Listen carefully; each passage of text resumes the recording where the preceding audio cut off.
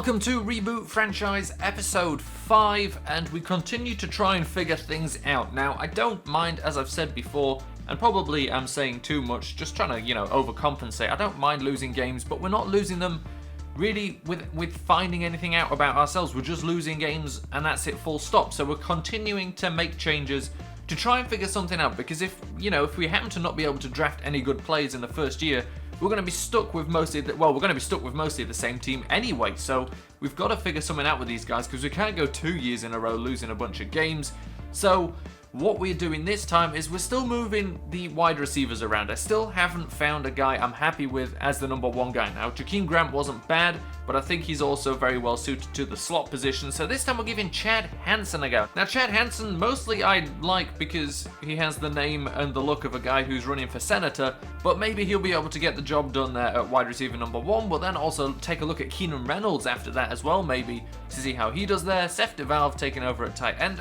Number one. We've moved a bit around on the line. Grasu, I just feel like, is terrible at run blocking. Always comes off his man straight away. If Fabiano does the same, then it's not Grasu's fault, but we'll give him a chance there. Painter's losing confidence, but isn't actually that bad. I don't feel too much problems coming from the right side. And then on defense, we're making one change. Willie Henry taking over from Brent Urban, and that's because I felt like when Willie Henry was playing in place of Chris Wormley, we were better against the run, but Chris Wormley is better, I think, at rushing the passes. So we're putting Willie Henry here, who's better against the run on the other side. Hopefully that will do something for us. Outside of that, I'm pretty happy with everybody else. We're doing pretty well. We've just got to stay consistent throughout the span of an entire game, and that's not what we're doing. This time with Chad Hanson at wide receiver number one, we're going to look to see if maybe that will make a difference, but we're going to continue tinkering with this team until week 17. We've got absolutely all the time in the world to try and figure it out. No one's spot is safe. But anyway, with all that out of the way, let's get into this game against the Tennessee Titans, a game we might be able to win. They are 3-4. We say that pretty much every week as well. But this is about as one of the weakest opponents we've seen, but of course we do have to travel to Tennessee. So here we go, first play of the game, and we know we have to look out for the Titans running game, but we get a good stop there. Terrence Brooks stopping DeMarco Murray for a loss. 2nd and 12 for Marcus Mariota now, and he's chased down by Tim Williams. He comes in with the sack, and we managed to get him to punt away. So on 4th and 19, they have to punt into the wind. It drops pretty short at around the 26-yard line. Jakeem Grant picking it up, running there through a little bit of traffic, getting to the outside, clear. Got to get away from these guys. He's got the speed as he can beat this last defender. He's going to get into the end zone for a punt return touchdown to start this game off. A great play by Jakeem Grant. Now trying to run it again, 3rd and 1, but we stop them there. Tyus Bowser with the stop, so we get the ball back, 1st and 10. Looking to pass here, and it's a completion to Jeff Janis on the outside. So 3rd and 14 now, a little bit trickier, throwing it over the middle, and it shouldn't have been thrown. That was just not a good decision, picked off there, and the Titans get the ball back. Jonathan Cyprian with the interception. 3rd and 6, they're trying to pass for the first down, but Delaney Walker is stopped by Tyus Bowser again, but he is injured now and will be out for the rest of the game. 2nd and 12, Chad Kelly rolling out to the right. He's going to look to pick it up with his feet, trying to pull a move, gets hit, loses the ball. The Titans recover it. And now the Titans have 2 turnovers already and have the ball at the 28-yard line here. Trying to play a screen, but it was shut down. 3 guys in for the sack there, all 3 defensive linemen on 3rd and 17. Marcus Mariota trying to get something done, lofts it up, throws it over the head of Cruiser Hill to Delaney Walker for the reception. And now on 3rd and 3, they go to the end zone for the touchdown. That is Corey Davis with the touchdown reception. And now the score is tied at 7. Now kick return by Jakeem Grant. He's already shown him what he's capable of. What's he going to do here? He finds the hole, and Jakeem Grant is gone again. One defender misses him, and Jakeem Grant is off to the house for a 2nd time. A punt return touchdown, followed by a kick return touchdown. And now we're punting away. We're now in the 3rd quarter. That was late in the 2nd, now in the 3rd, and a big hit there. DeAndre Hall knocks the ball out, but Jackson is able to recover the ball himself, so the Titans hold on to possession. 3rd and 13 now from the 9-yard line. Can we stop them? They converted a 3rd and long before, and they convert another one here. Corey Davis with the reception, taking it to the 43-yard line. Now 1st and 10, handing the ball off to DeMarco Murray with a big hole, making a man miss, but Marlon Humphrey manages to bring him down, but not until he gets the first down, and the injury timeout there is on Chris Wormley. He's out for the rest of the game too. And now on 2nd and goal, he runs into the end zone, gets that touchdown, and we're tied again at 14 apiece here, and Chad Kelly now trying to do something with his feet. We're about to enter the 4th quarter here. Chad Kelly picking up the first down slide and keeping it safe. 3rd and 13, big conversion, cannot find anything. He is sacked, and we have to give the ball back to the Titans. 3rd and 11, chance to get him off the field. Marcus Mariota is being chased here, and he throws the ball up, but there comes Lorenzo Doss with the interception. Undercut the ball was underthrown, and Lorenzo Doss with the pick, taking it over the 50-yard line, but we didn't do anything except for get a field goal, so we're only up by 3, and the Titans have the ball back. So on 1st and 10, Marcus Mariota rolling out to the right, finding a man who got away from everybody. Corey Davis taking a big hit there, but they've got 2nd and goal on the 7-yard line. Another quick pass inside. Eric Decker with the reception and the touchdown. And the Titans have the ball again. 1st and 10 here. 2 minutes 42 left in this game. And it's a big reception to Decker, running away from everybody. We've got to stop him if we want a chance of being able to win this game. 3rd and 11. Need a stop here, and we get it. Good tackle by Xavier Gooden gives us a minute with the ball here. 2nd and 10. Chad Kelly rolling out to the right, resetting his feet, throwing the ball to Jakeem Grant. Goes out of bounds. So the clock stopped. We've got another chance here. It's play action, looking to go deep out, throwing it, but the defender gets there, picks us off, and that is the game right there. That will see this game finish with the Titans win 21-17. You know, it's the first time this season where I truly hate Chad Kelly. Now, it took a while, and I think I can get over it, but this was absolutely terrible. Now, you know, we can always say the interceptions aren't his fault, even though maybe they were, but it doesn't matter. I don't even actually remember exactly what happened for all of them. But the point is 38% completion percentage. How can you not hit a receiver? How can he hit 7 people on 18 tries for 53 yards? Are you serious? That is so bad, but it's the guy we've got.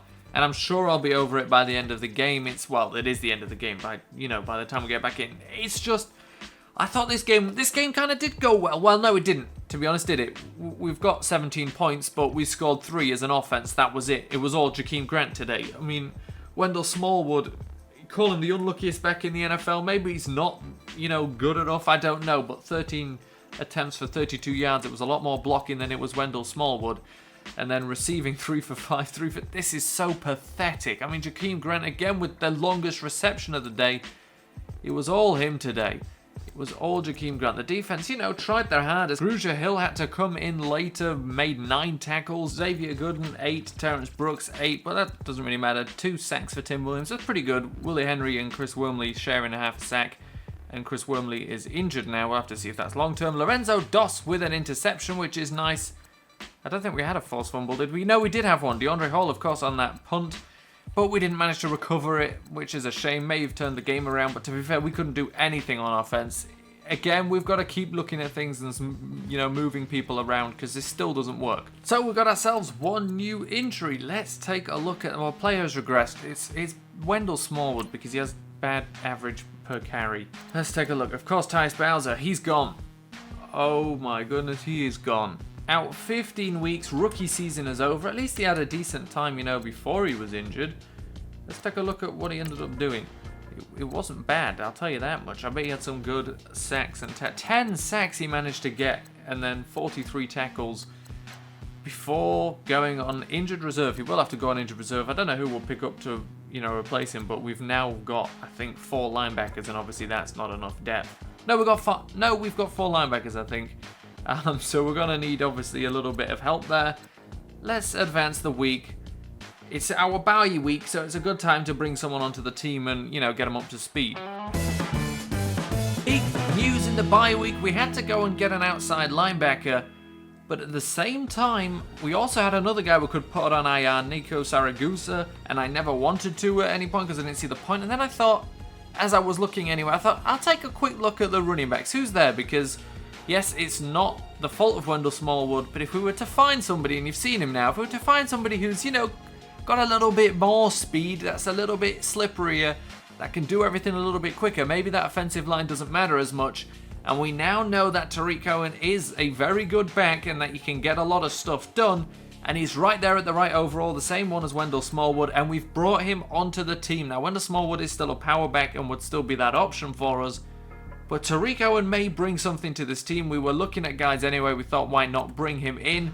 So we've got a new offensive weapon on the team, Sproul as well, but we're going to move him down behind DJ Alexander. So we've got ourselves a little bit more depth again at the linebacker position, and that's everything.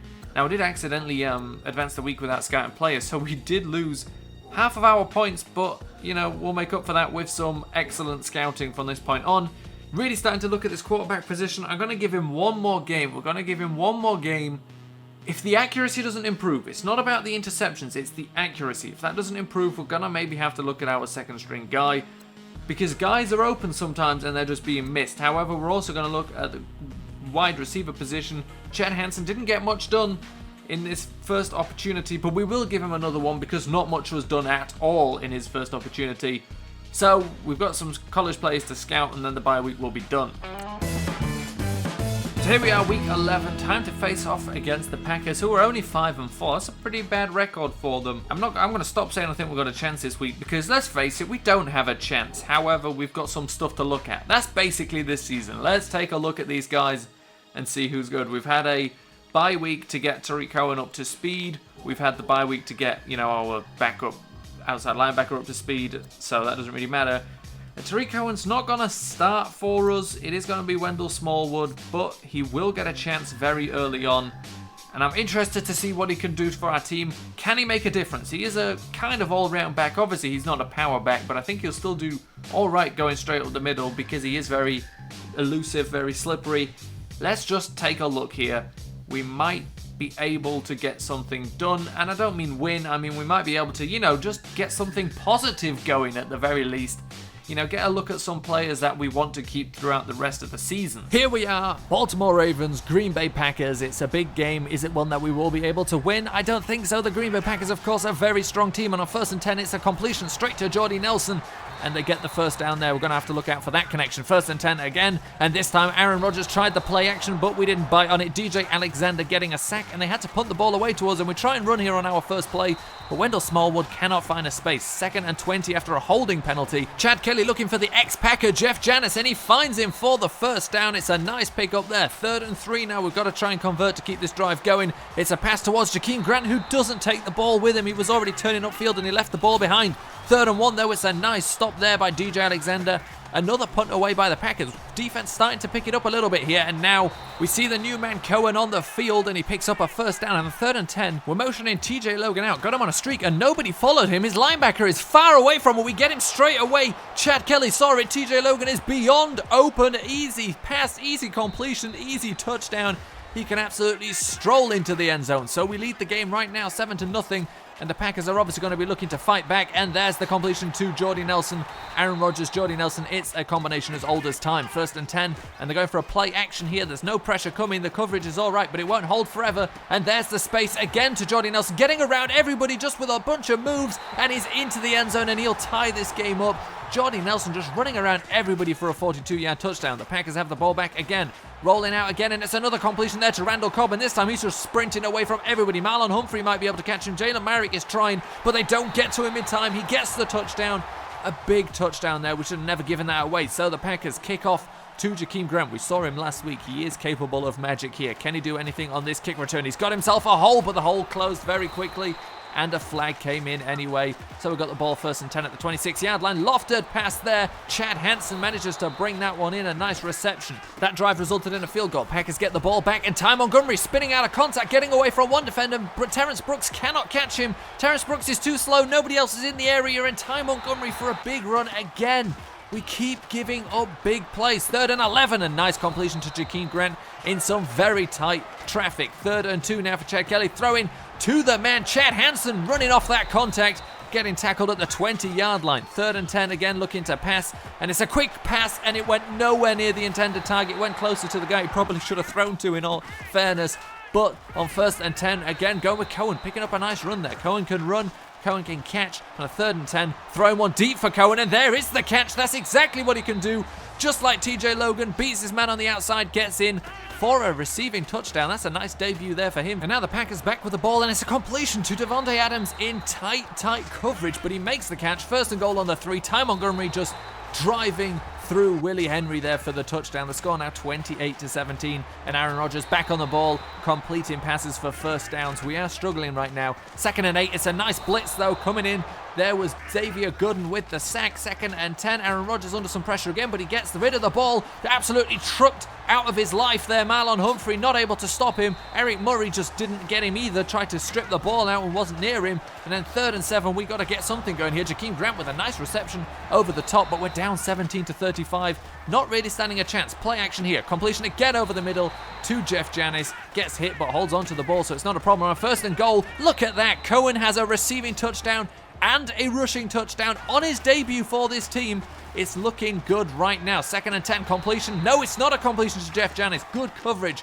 3rd and 10, our last chance with 30 seconds left, basically lofted one up. Jeff Janis again cannot make the catch. He's haunted by his previous team right now. 4th and 10, this is our final shot, and that goes nowhere near nobody. Again, another disappointing game, and it's starting to become, very painful to watch, but, look out for the good performances. That's what we're looking for here. We can't expect good games, but we can look out for the players that play well. Now, Chad Kelly did do better today, and now again, 56% completion percentage isn't great, but there were a lot of drops. Let's count the drops, and I bet his completion percentage goes over 60% easily. 350 passing yards, 2 touchdowns, only 1 interception. Now, it was a horribly misthrown ball. It was aimed for the guy on the outside and flew way closer to the guy on the inside, but still probably also shouldn't have been thrown that direction. Tarik Cohen coming in today, 7 attempts is all he had, but 38 yards and 5.4 yards per carry with a touchdown. Looking good. Of course, we've seen good games from our other running backs as well. Chad Kelly running a little bit as well today. Then receiving, Tarik Cohen, 7 receptions, 78 yards and a touchdown. Of course, as well, TJ Logan, 1 reception, 68 yards and a touchdown. And then again, Jakeem Grant played well, 5 for 83. Chad Hanson, I like him now at the number 1 spot. He couldn't show it last game. This game he does show it, 5 for 87 as well. Jeff Janis did drop a couple, and we look at the drops. There's 2 there, 1 there, 1 there. I'm sure there's some that don't get counted as drops that probably were as well. I'm not sure. But at least 4. It wasn't today Chad Kelly's fault, and he did play pretty well. The defense actually today, funnily enough, we let a couple of big plays happen, and that really did hurt us, of course. They just had easy scoring drives of like 1 or 2 plays, and that's never going to help. 6 tackles for Terrence Brooks, 6 for DJ Alexander, Xavier Gooden with 5. Take a look at the sacks. Xavier Gooden with 1, DJ Alexander with 1. No interceptions, no forced fumbles. We got to create turnovers. We need to find a guy in the draft that can create turnovers. A couple of interceptions, yeah, but we need like 1 turnover a game pretty much, and an actual one, not a forced fumble. We get a good enough number of forced fumbles. We need forced fumbles and fumble recoveries. We need to start turning these balls over. That will give our team a chance as well.